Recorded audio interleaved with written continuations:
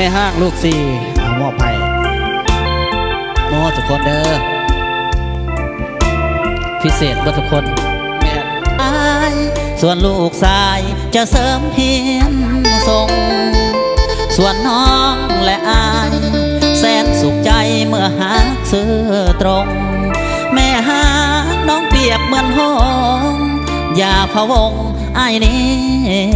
ยังมีอายอยู่น้ำอุ่นใจได้เลยเด้อสาวแม่ห้างมีพริกกินพริกมีเกลือกินเกลือน้ำกันไปซะก่อนปลาแดกตอนเดียวก็พากันสีจำจัดแซ่บโอ้ย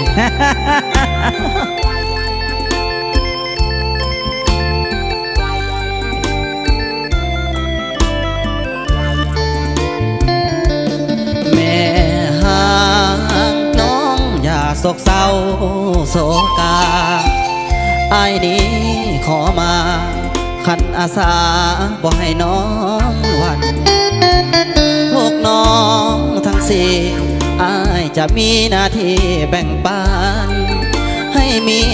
แต่ความสุขสันต์ส่วนน้องนั้นให้ใจซื่อตรงน้องเอ๋ยอย่าห่วงคุ้มพวงให้ใจสบายลูกยิงจะให้สื่อขายส่วนลูกชายจะเสริมเฮียนส่งส่วนน้องและอายแสนสุขใจเมื่อหากซื้อตรงแม่หากน้องเปรียบเหมือนห้องอย่าพะวงอายนี้ยังมีอาจจะได้กลับฝากนะพี่น้องเด้อฝากเวอร์ซันเซฟสดคือว่าเป็นการซ้อมแล้วก็อัดให้พี่น้องได้ฟังไปนำคือว่าได้ทั้งสองอย่างเลยเนาะ